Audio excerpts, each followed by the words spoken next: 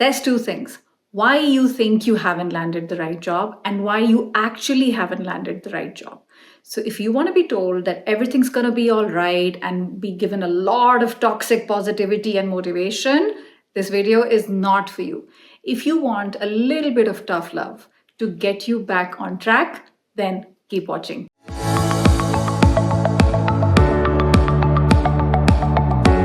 Hey there, welcome back to Supercharge. My name is Sonal Bahl, former HR director and career strategist, and in this channel we share practical tips to give you that competitive edge to land that dream role, get promoted and lead a richer, happier and more purposeful life. If this is what you would want, I highly recommend you hit that subscribe button and you hit that bell icon, because then you know when I'm live, when I have a new video, and I love reading your comments. So now let's get into the video. Now, before I start with the video, I do want to share that I have been through unemployment on 3 occasions, and I have been through unemployment in countries where it was not home for me, right? I didn't even have permission to work. So there were lots of like double, triple challenges, including languages. So what I'm about to share comes from experience, and take it with a pinch of salt. Obviously, apply it to your situation. If it's not applicable to you, toss it. But what I'm going to share is going to be a little bit difficult, because sometimes the pills that are really good for you and the food that is really good for you, it's a little difficult to swallow, right? And this is the reason why there's a lot of negativity, I think, when it comes to social media and people are venting and complaining. I'm not saying that everything is, their fault, but at what point does one stop complaining and start taking action and doing something, right? In terms of feeling accountable. That is hard. A lot of people don't want to do the inner work, and they'd rather blame society, the hiring manager, the company, the prime minister, the political party, their mom. Like, there is no limit. I am not that person, and I don't think you are either if you're watching this video. So now I'm going to share 4 specific reasons why you think you haven't landed the right job and why you actually haven't, right? Let's get started with reason number 1. Ladies and gentlemen, I have a little announcement to interrupt the regular programming of this channel. My friends, I was about to publish my video. Everything was produced, scripted, recorded, edited, all done. And there is a person I follow on LinkedIn called Josh Braun. Fantastic guy. Highly recommend that you follow him as well. He talks about sales, cold calling, getting ghosted, prospecting. You're going to think, what does this have to do with what I started talking about in the intro? A lot, actually. I've been talking about this for years. Sales processes, sales and job search have so much in common. There was something he had posted recently that I think just, spoke to me a lot. And it was about rejection and, the feelings that everything we go through rejection. And someone asked a brilliant question. What do you do when you get stonewalled? Now, for my non-native English speakers, stonewalled is, when you're getting delayed or your requests are getting obstructed or delayed because they're just, ghosting you or they're just blocking you, right? What do you do? I love this response. If you're getting stonewalled far too often, your message isn't interesting, right message, wrong person, or you're not having enough conversations. So with that said, what I'm going to be doing in this video is I'm going to be adding snippets of this into my regular video. So you're going to see a little exclamation point and you're going to hear a whoosh sound. That means I've included Josh's tips and I've taken his permission to do so. So let's get back to the video. The first reason is you think your credentials are not enough. Your qualifications are not enough. Now, I tend to disagree with that, right? Because if you have used those credentials to your advantage already in the past, then they are enough.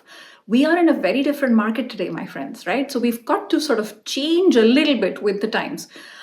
It's highly possible that the messaging is not coming across in the way that you would want, right?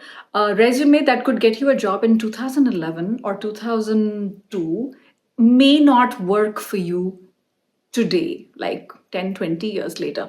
So what I highly recommend you do is check out this free resume training that I have that I'm going to link in the description box.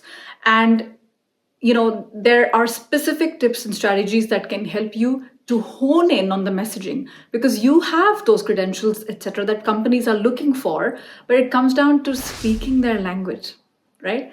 And communicating in a way that they understand. So this is reason number one. The second reason that people feel they haven't landed the right job is because they don't know the right people.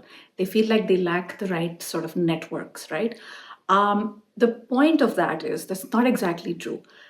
You haven't exactly activated the networks you have today. Now, allow me to elaborate here. So we all have three types of network, right? We have a strong ties, people are friends and family. We have weak ties, people we know, but we know them from a distance, right? Including people in social media. And the third is absent ties. We have no connection with them at all. This is coming from research from the 1970s that is so applicable, particularly in the world we live in today. Now, the thing is, your strong ties is your very close, trusted circle of family and friends. There are always advantages and there's always limitations of everything. The advantage of strong ties is they are there for your emotional support. They are there for you when things don't go well, right? And they tell you everything's going to be okay. We all need that. Life would be very difficult without strong ties. The limitation of strong ties is they don't necessarily bring in new points of view, new ways of thinking, new people into that, because it's a relatively closed, trusted circle, which I think it should be. But the limitation is a big one, right? And that is one of the reasons why we need to expand our network into weak ties. Now, weak ties means, somebody you met once, it was 10 years ago, maybe you're connected on LinkedIn and that's about it. Or it could be someone you follow on LinkedIn, right? But actually that is an absent one. So let me back up for a second. Absent ties are like you following this person. It could be on social media, for example, but they don't know you exist. It's not that difficult with your phone to convert an absent tie into a weak tie, into a strong tie. It takes time, but it's not impossible.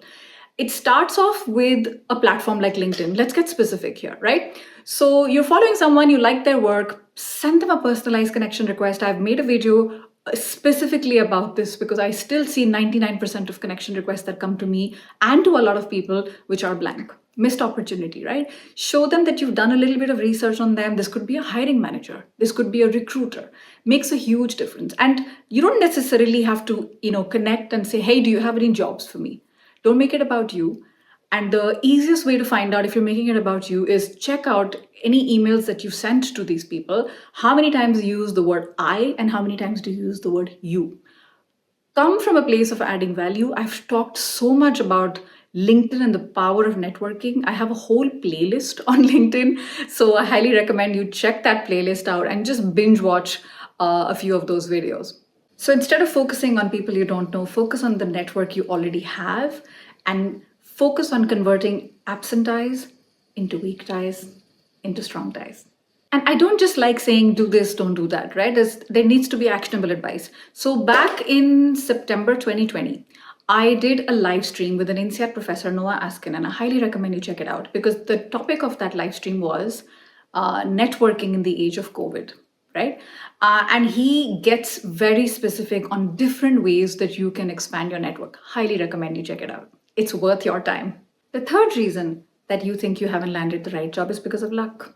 You just have bad luck. And you know what? It could be a timing thing, right? Where things are not necessarily going your way. But how about turning that around and focusing on the effort it takes? Have you put in the right amount of effort? Because getting the right role is not a walk in the park, right? Looking for the right job is a full-time job. So be honest with yourself, put your hand on your heart and say, yes, I've done everything I needed to do. Because it's not possible. If you had, then you would be there already, right? So focus on all those efforts, right? Work hard, work smart. Look at, you can't necessarily work smart first. You gotta work hard. Okay, what does it look like? I think I need 10 coffee chats a week. Are you following up? Are you making it happen? And there's this expression, right? The harder I work, the luckier I get. So that sense of accountability is very important. And here I highly recommend getting a job search buddy. you check up on each other, on WhatsApp or something. Hey, this is our routine for every day, every week. Did you do it? Did you not do it? Sometimes, our internal motivation can be lacking. And that is why an accountability buddy can be very helpful, because you're like, I don't feel like showing up today for myself, but that friend is watching. I need to show up for that person. And the fourth reason is that you think you are underqualified or overqualified for the job, so you don't bother applying, or you don't take a recruiter request to talk seriously. Now, remember something, and I want you to repeat to yourself. When a recruiter gets in touch with you, when a company gets in touch with you, they already think you can do the job. They already think you can do the job. You have only 2 tasks to do. Number 1, don't screw it up. Number 2, prove them right. Prove them, yeah, you're right, I can do it, right? Easier said than done, I know. Now listen, it's not your job to reject yourself from applying. Leave that job to the company. Let them be the ones who say whether you're under or overqualified. If you disqualify yourself, right? If you disqualify yourself from actually applying, you haven't given yourself the chance. So that is a hard-hitting one, right? I'll give you an example. I have a client who once reached out to me a couple of years ago, and she said, hey, this headhunter called me for a senior role as the head of branding strategy. And I said, that's amazing, right? And I could tell in her voice she wasn't ecstatic about it. And I said, what's wrong? She said, yeah, they're looking for someone who's the head of branding strategy, but I'm only a member of the branding team. I'm like, okay, so what? Yeah, they want someone who's handled 10 million budget. I've only handled 2 million so far. And they want someone who can lead a team of 3 people, right? This is a senior role. I've only had 2 interns report to me. So whether she knew it or not, she'd already disqualified herself for the job. Please don't do that. Don't be that person. Instead, focus on what you bring. Focus on the value. Focus on all the achievements and the changes that have happened in the company, in the revenue, in the savings, in the reputation of the companies you worked in because of you and your unique value proposition. And also keep in mind, when it comes to under or overqualified, just remember that the wish list that the companies write in their job vacancy is a wish list, right? There is a we need to have, and then there is a nice to have, right? The need to have, you do need to ensure, right? If they want engineering, yeah, you do want to be an engineer, right? Please don't waste time. We need somebody who already has permission to work in this country because we don't have a program to sponsor work permits. Yeah, those are some non-negotiables. For the rest of them, I would say if you meet anything between 60 to 70% of those requirements, you're good to go. You've got to go and find out the best way you can apply to these positions, see who you know in those companies, get in through the back door, say, hey, I've applied, I'm very excited. I saw that you're connected with this person on LinkedIn. Hey, let me know if there's any way I can bump up my resume to the top of the pile, etc. You got to be smart about it, right? But if you reject yourself, you haven't given yourself the chance. So do not disqualify yourself by thinking you're under or overqualified. Let the rejection part be done by the company. I hope this video helps you. Tell me what you think about these 4 reasons. Was this a little bit of tough love? Was this a little bit of too much truth? Like I said, I've been there, done that, felt bitter, blamed everything and everyone. But that inner work, looking in the mirror, journaling, putting things down, and focusing on what are the factors that are in my control are such a game changer. I've mentioned so many resources during the course of the video, so definitely check the description box for all of them. And I shall see you in the next video. Till then, keep dreaming, keep believing, keep supercharging. You got this.